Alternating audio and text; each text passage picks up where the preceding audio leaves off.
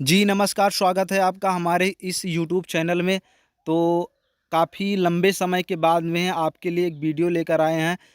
आज का टॉपिक जो है वो है खरपतवार। तो खरपतवार के बारे में हम जानेंगे, इसकी पूरी संपूर्ण जानकारी के बारे में आज हम देखते हैं। तो आगे बढ़ते हैं, देखते हैं खरपतवार। तो खरपतवार की परिभाषा जो है, देखते हैं क्या है खरपतवार की परिभाषा। तो खरपतवार पेड़ पौधों का ही एक रूप होते हैं। यह एक तरह से अवांछित पौधे होते हैं जो किसी स्थान पर अपने आप ही बिना बोए उगाते हैं।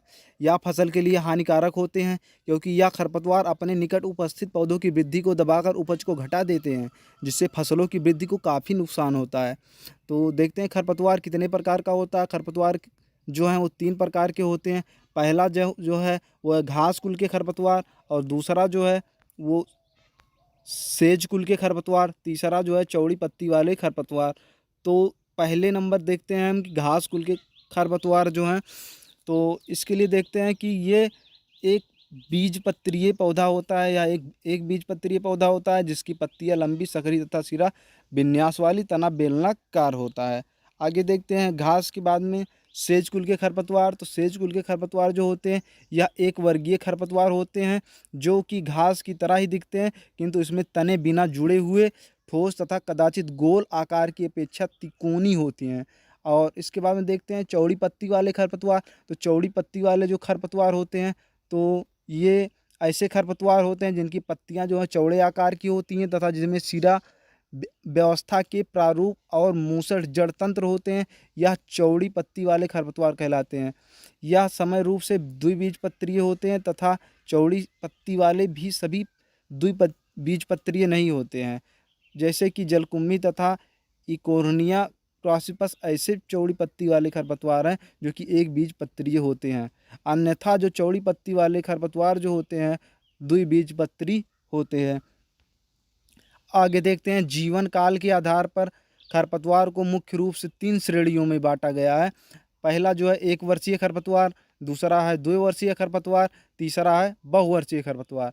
तो 1 वर्षीय खरपतवार के बारे में अगर हम देखते हैं, तो ऐसे खरपतवार जिनका जीवन काल सिर्फ 1 वर्ष का हो या उससे कम समय का होता है, यह खरपतवार पर्याप्त मात्रा में बीजों का उत्पादन करते हैं तथा इनकी वृद्धि बहुत तेज गति से होती है। इनका प्रवर्धन बीजों द्वारा होता है, जिनमें इनकी जकड़ा जड़ें होती हैं, जैसे बथुआ, बिसकपरा, कनकुआ आदि। तो ये जो खरपतवार होते हैं, ये 1 वर्षीय खरपतवार के अंतर्गत आते हैं, पाए जाते हैं। तो देखते हैं 2 वर्षीय खरपतवार जो होते हैं। तो 2 वर्षीय खरपतवार ऐसे खरपतवार होते हैं जिनका जीवन काल 2 वर्ष का होता है तथा पहले वर्ष में ये वानस्पतिक वृद्धि करते हैं तथा दूसरे वर्ष में फूल व बीज में परिवर्तित हो जाते हैं, जैसे कि जंगली गाजर जो होती है। बहुवर्षीय पौधे तो बहु जो होते हैं खरपतवार, ये बहुवर्षीय खरपतवार जो होते हैं, यह खरपतवार अपने जीवन काल को कई वर्षों तक बनाए रखते हैं। यह कृषिकृत अकृषिकृत क्षेत्रों में निकलते हैं तथा इनका फैलाव बीजों, प्रकंदों, कंदों, सलकंदों द्वारा होता है, जिनका संचालन साधारण विधि से करना काफ़ी मुश्किल है, जैसे कि दूब घास, हिरनखुरी, मोथा आदि। तो विभिन्न फसलों में उगने वाले जो प्रमुख खरपतवार हैं, इसके बारे में हम चलिए देख के जान लेते हैं। तो जैसे गेहूँ, तो गेहूँ में जो उगने वाला खरपतवार है, जो उगता है सबसे ज़्यादा, बथुआ, हिरनखुरी, कृष्णनील, अकरी, गेहूँ का मामा, ये खरपतवार जो हैं वो गेहूँ में पाए जाते हैं। और रबी की दलहनी एवं तिलहनी फसलें जो होती हैं, इसमें पाए जाने वाले जो खरपतवार हैं, तो वो हैं प्याजी, पोहली, जंगली मटर, बनसोया, अकरी, बथुआ, हिरनखुरी आदि जो होते हैं, ये रबी की दलहनी एवं तिलहनी फसलों में पाए जाते हैं। तो धान में हम देख लेते हैं कौन कौन से खरपतवार पाए जाते हैं। धान में सांवा, कोदो, कनकौआ, जंगली जूट, मोथा आदि जो हैं वो धान में पाए जाते हैं। आगे देखते हैं फसल जो है, इसमें मक्का, ज्वार, बाजरा। तो मक्का और ज्वार, बाजरा में जो है कौन कौन से खरपतवार पाए जाते हैं, तो देखते हैं दूब घास, गुम्मा, मकोए, कनकौआ, जंगली जूट, सफ़ेद मुर्ग, सांवा, मोथा आदि जो है ये मक्का, ज्वार, बाजरा में ये खरपतवार पाए जाते हैं। खरीफ की दलहनी एवं तिलहनी फसलों में कौन कौन से खरपतवार पाए जाते हैं, इसके बारे में देखते हैं। तो इसमें महकुआ, हजार दाना, दुद्धि, कनकौआ, सफ़ेद मुर्ग, सांवा, मोथा आदि जो होते हैं, ये खरीफ की दलहनी एवं तिलहनी फसलों में पाए जाते हैं। आगे देखते हैं खरपतवार से हमारे फसल में कौन कौन सी हानियाँ होती हैं, क्या हानियाँ हैं। तो खरपतवार से फसल में जो होता है पोषक तत्व, नमी, प्रकाश, स्थान आदि के लिए स्पर्धा होती है, ये जो करते हैं फसल की वृद्धि, उपज एवं गुणों में कमी कर देते हैं। इसके बाद में देखते हैं खरपतवार से हुई जो हानि किसी अन्य कारणों से जैसे कीड़े मकोड़े, रोग, व्याधि आदि से हुई हानि की अपेक्षा अधिक होती है। आमतौर पर विभिन्न फसलों की पैदावार में खरपतवारों द्वारा 10 से 85% तक कमी आंकी गई है, लेकिन कभी-कभी यह कमी 100% हो जाती है, जिससे पूरी फसल हमारी खराब हो जाती है और खरपतवार जो जो हैं वो अपना वर्चस्व बनाए रखते हैं। तो खरपतवार फसलों के लिए भूमि में निहित पोषक तत्व एवं नमी का एक बड़ा हिस्सा शोषित कर लेते हैं तथा साथ-साथ फसल को आवश्यक प्रकाश एवं स्थान से भी वंचित रखते हैं। फलस्वरूप पौधों की विकास गति धीमी पड़ जाती है एवं उत्पादन स्तर पूरी तरीके से पौधे का गिर जाता है। खरपतवार बढ़ गई खेत से निकाली जाने वाली फसल में भी जो होते हैं खरपतवार के बीज और अवशेष बचे रहते हैं, जिसके कारण बाजार मूल्य कम हो जाता है, बल्कि उसका उपज ही खराब हो जाती है। उदाहरण के लिए मेथी पालक आदि जैसी सब्जियों के साथ मिश्रित खरपतवार की हरी पत्तियों के उसके दर में कमी आ सकती है। तो देखते हैं खरपतवार नियंत्रण की क्या विधियाँ हैं। तो इसकी 4 विधियाँ हैं जो मुख्य रूप से अपनाई जाती हैं। एक है भौतिक विधि द्वारा, दूसरा सस्य विधि द्वारा, तीसरा जैविक विधि द्वारा, चौथा रासायनिक विधि द्वारा। तो भौतिक विधि बारे में देखते हैं कि भौतिक विधि, इस विधि में खरपतवार को हाथों से खींचकर जड़ से निकालना या फिर खुरपी, हंसिया, कुल्हाड़ी, फावड़ा, पावर बीडर आदि की सहायता से निकाला जाता है। ये जो है भौतिक विधि द्वारा खरपतवार नियंत्रण किया जाता है।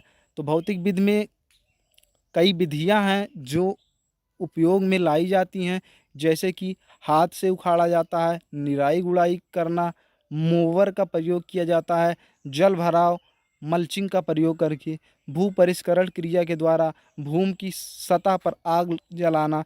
तो ये सब विधि उपयोग में लाकर जो है खरपतवार को नियंत्रण किया जाता है। तो पहला देखते हैं सस्य विधि द्वारा खरपतवार का नियंत्रण। तो इसमें क्या होता है कि फसल का चुनाव हम करते हैं।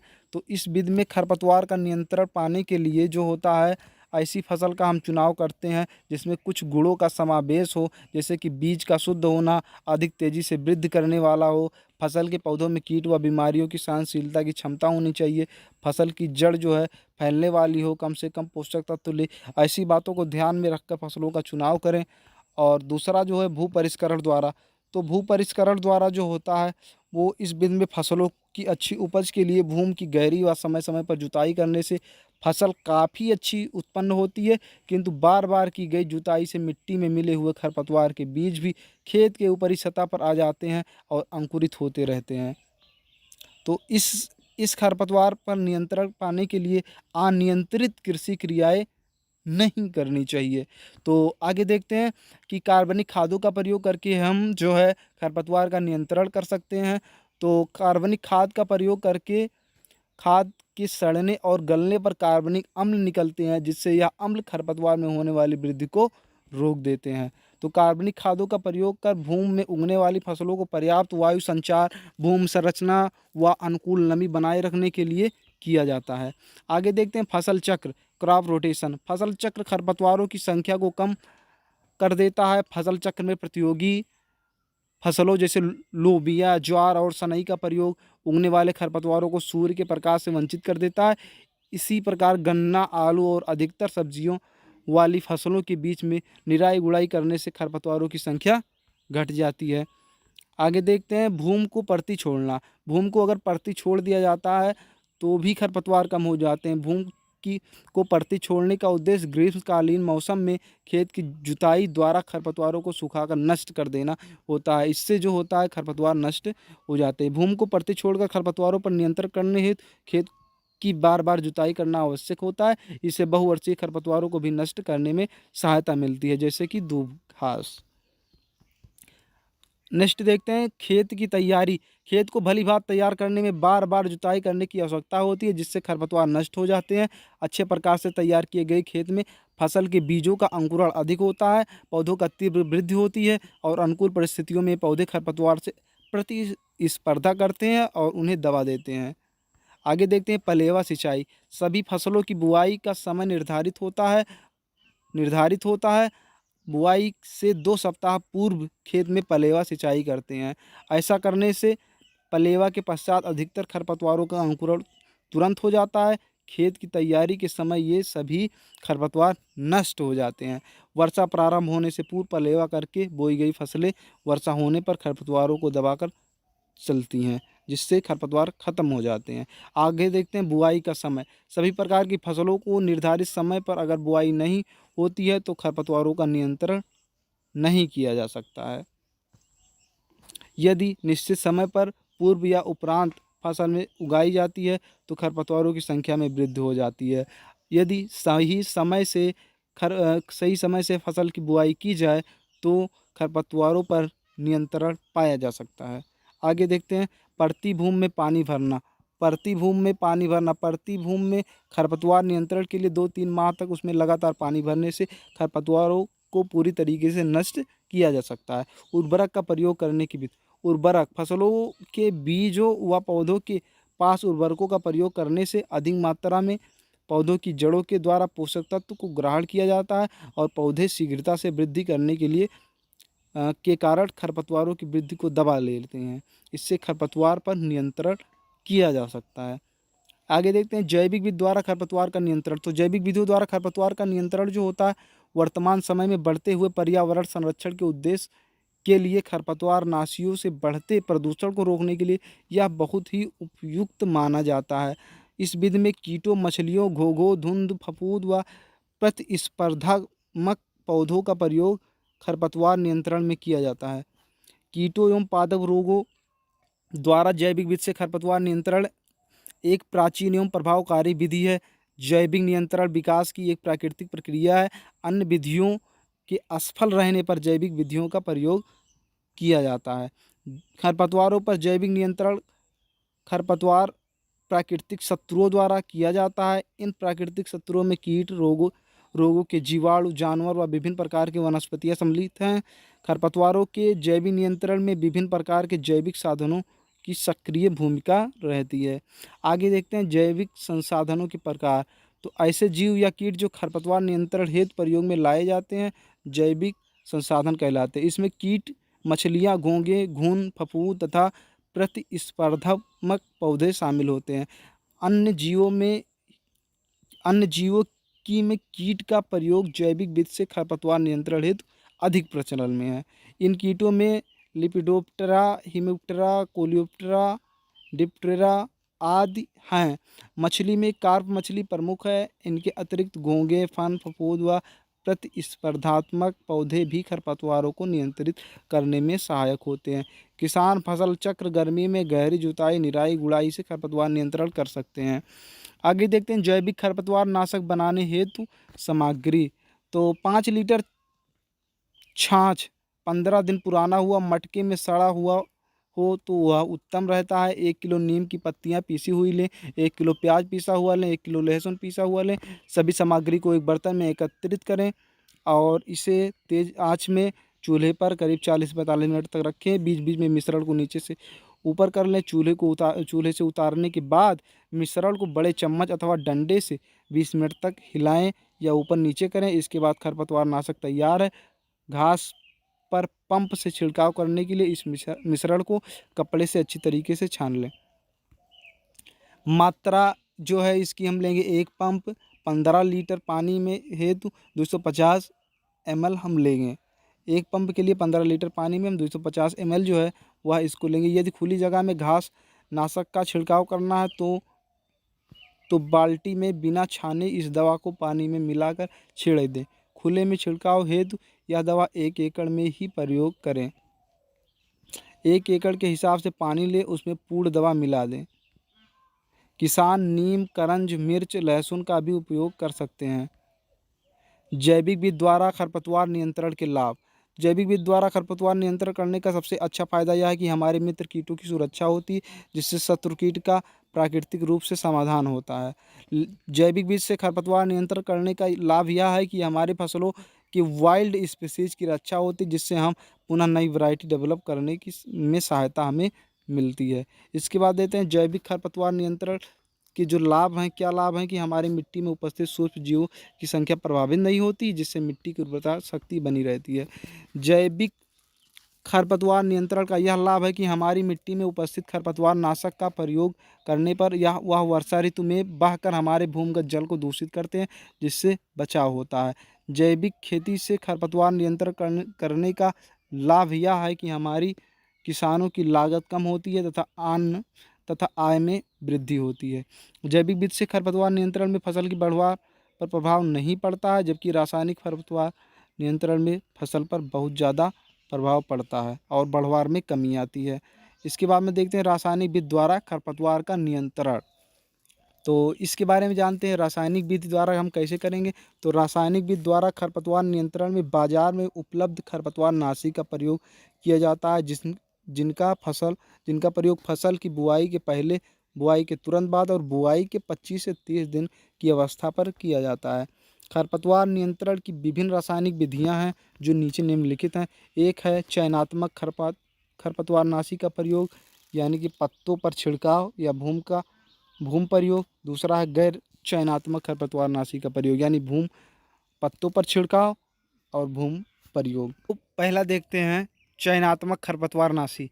तो इसमें ये खरपतवारनाशी कुछ विशेष प्रकार के खरपतवारों पर ही अपना प्रभाव दिखाते हैं। ये फसल के पौधों को कोई नुकसान नहीं पहुंचाते। इनका प्रयोग प्रमुखता फसलों में किया जाता है। इनकी क्रियाशीलता विभिन्न कारकों पर निर्भर करती है।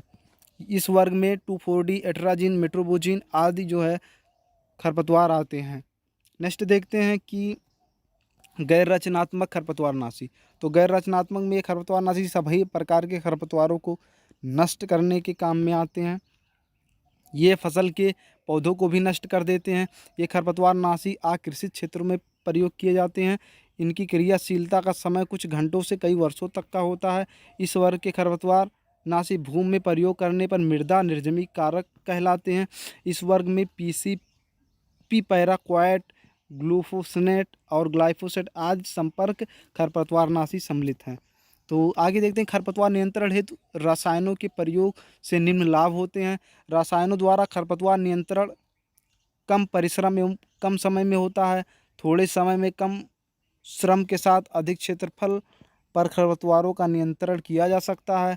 कुछ रसायन खरपतवार द्वारा तेजी से ग्रहण कर अन्य भागों में पहुंच जाते हैं और वे पौधों के भूमिगत तथा भूमि से ऊपर सभी अंगों को समाप्त कर देते हैं। खड़ी फसल में सभी खरपतवारों का एक खरपतवारनाशी के प्रति ग्राही होता है।